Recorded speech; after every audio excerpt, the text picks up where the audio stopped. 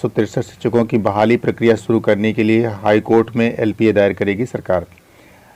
वैसे तो ये अखबार जो है दैनिक भास्कर के माध्यम से नष्र हुई है और इस खबर में हम लोग जानेंगे, लेकिन इस बात से ये भी बार बार लग रहा है कि बिहार सरकार लॉकडाउन खुलने के बाद शिक्षक नियोजन प्रक्रिया प्रारंभ करना चाहती है। यह बात निकल करके आ रही है और यह जूनियर भर्ती में भी निकल करके आई थी। तो इस बात से लगता है कि सरकार किसी न किसी तरीके से शिक्षक बहाली को प्रारंभ करना चाहती है। तो आइए जानते हैं कि जो बिहार की शासन प्रशासन की खबर जो निकल करके आ रही है उसमें क्या निकला है और उसका क्या निष्कर्ष निकल सकता है। तो यहाँ पर जैसा कि आप देख पा रहे हैं कि लॉकडाउन खत्म होते ही शुरू होगी शिक्षक नियोजन।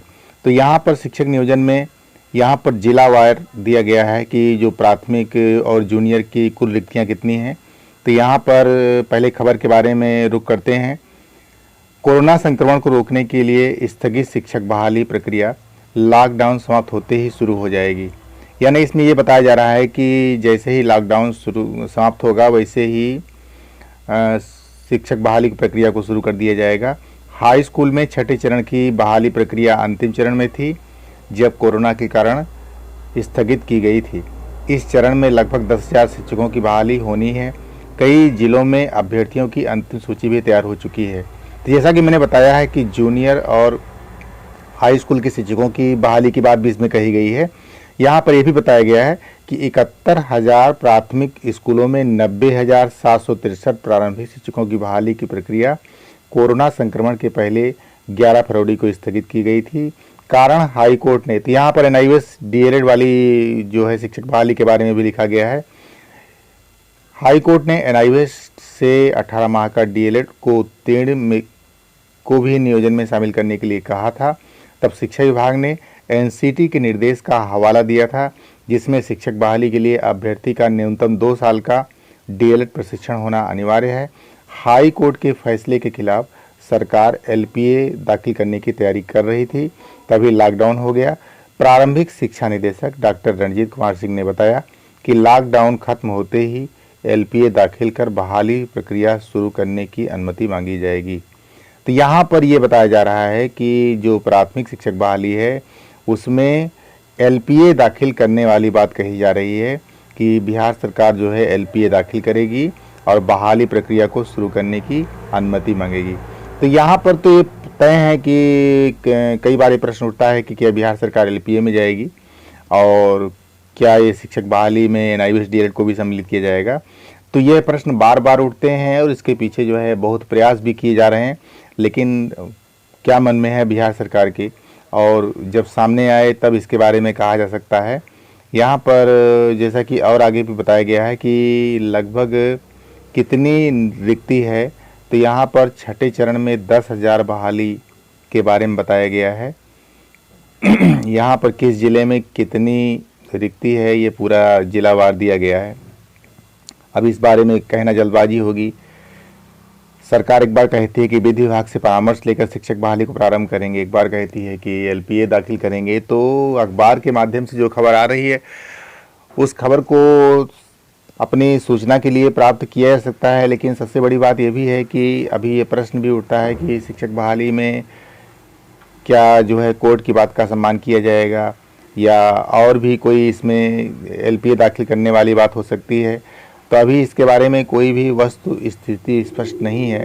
तो जैसे ही कोई प्रक्रिया जारी होगी, पहले तो ये प्रश्न है कि क्या शिक्षक बहाली प्रारंभ होगी, तो इसका सीधा सीधा उत्तर भी है कि सबसे पहले जो है अगर लॉकडाउन खुलता है तभी इसके बारे में कोई बात हो सकती है, क्योंकि अभी जो है सबसे बड़ा इशू कोरोना वायरस का चल रहा है। तो ऐसी स्थिति में लॉकडाउन समाप्त होने के बाद ही जो भी बात होगी, लेकिन आज के अखबार में जो खबर निकल करके आई है इससे इस बात को समझा जा सकता है कि बिहार सरकार जो है 90,763 शिक्षकों के पदों की बहाली प्रक्रिया शुरू करने का मन बना रही है और जो कि इस अखबार में दिया गया है। यहाँ पर ये बार बार बताया जा रहा है कि हाई कोर्ट में एलपीए दायर करेगी सरकार। तो अभी हाई कोर्ट में एलपीए दाखिल करने वाली बात जो है एनआईवीएस डीएलएड शिक्षकों को पता लग जाएगी, क्योंकि उनका केवीएट भी दाखिल हुआ है और वो केवीएट के माध्यम से जानकारी प्राप्त कर पाएंगे। लेकिन जैसा कि केस 19/842 की बात कही जा रही, तो अभी तक कोई भी एलपीए जो है कोई भी केवीएट के द्वारा इन्फॉर्मेशन नहीं मिली है कि बिहार सरकार कोर्ट में जा रही है तो क्या है, लेकिन तैयारी पूरी बनी हुई है यदि सरकार कोर्ट में जाती है तो ऐसी स्थिति में निस्संदेह जो है उसके बारे में उसका जो है अगर दाखिल करती है तो उसका जवाब दिया जाएगा, क्योंकि सारे जो शिक्षक संगठन हैं वो इसके पहले ही कमर कस चुके हैं कि अगर सरकार एलपीए में जाती है तो ऐसी स्थिति में हम शिक्षक बहाली प्रक्रिया में एनआईवीएस डीएलएड को सम्मिलित करने के लिए जो भी प्रयास होगा वो किया जाएगा कोर्ट के माध्यम से। और जैसा कि वो तैयारी भी कर चुके हैं, बिहार के एनआईवीएस डीएलएड शिक्षक इस बात की तैयारी कर चुके हैं कि अगर बिहार सरकार एलपीए में जाती है तो ऐसी स्थिति में वो जो है कोर्ट में जाकर के उसमें डबल बेंच पर भी इसको जो चुनौती देंगे। और यह उम्मीद भी पाई जा सकती है कि इस बारे में एनआईवीएस डीएलएड शिक्षकों को ही जीत मिलेगी।